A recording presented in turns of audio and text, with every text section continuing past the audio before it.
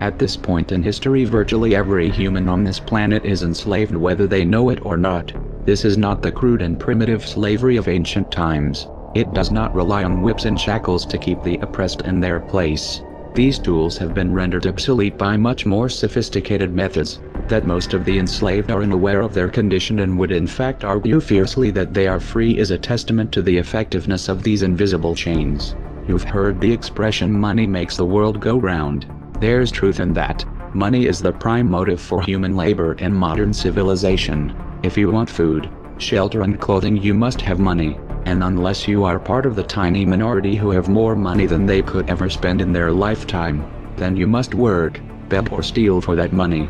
That's why you get up in the morning to go to work even if you hate your job. And that's why the specter of unemployment is more terrifying for most people than the prospect of spending 50 years of their life performing menial tasks within the confines of a fluorescent-lit cubicle. Of course, in Western countries some are fortunate enough to have pulled away from the brink and do not live in fear that their basic needs will be met, at least for now. Yet they keep spinning the hamster wheel. Why? Because money and the bling it ties have become symbols of status and prestige. Money offers an illusory form of social validation, but even those who are not caught up in distinguishing themselves by how much they accumulate still just acknowledge the social stigma that comes with poverty. The combination of these primal motivators, the need for food, shelter, clothing, and social validation, is a very powerful force. It's enough to drive humans to engage in all forms of activity, even to the point of harming themselves or others in the process. The accumulation of money is therefore an accumulation of social and psychological power, and those who control the creation of money control this power at its source. So who controls the creation of money? Well, in the case of the US dollar, it's not the government. This shouldn't be an earth-shattering revelation. The fact that the Federal Reserve is a private institution owned by a cartel of the world's most powerful banks is quickly becoming common knowledge. Even the mainstream media doesn't deny it at this point. However, the full extent of what this means is only clear when you understand how the banking system really works, and unfortunately this is something we aren't taught in school. Once you have it explained to you in simple terms, you'll understand why. Every dollar in circulation is loaned into existence by a bank. The process begins with the Federal Reserve when they loan out money to the US government and to other entities. You've probably heard this talked about before, especially in regards to the interest rate on these loans, which the Federal Reserve raises and lowers depending on economic conditions.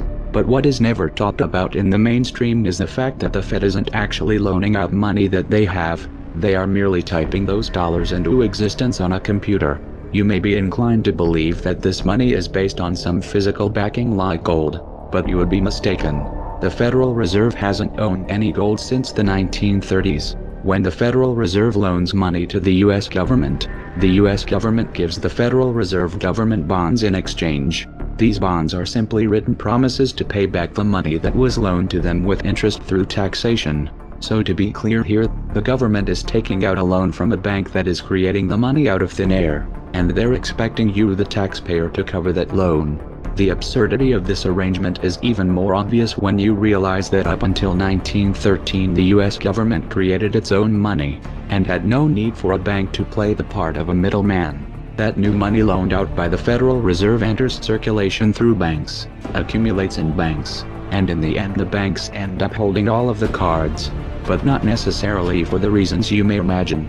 Contrary to popular belief, the majority of money in circulation isn't actually created by the Federal Reserve, but rather by the ordinary banks that businesses and individuals use for their checking, savings, and mortgages. How is this possible? Well, like the Federal Reserve, ordinary banks are allowed to loan out money they don't have. There are of course restrictions. Banks are only allowed to loan 10 times the amount that they actually have. So if Wells Fargo has $1,000, they can loan you $10,000, and they expect you to pay back that $10,000 plus interest. This is called fractional reserve banking. 75% of all money in circulation is created in this manner. Now, as bad as this may seem, it's really only the tip of the iceberg.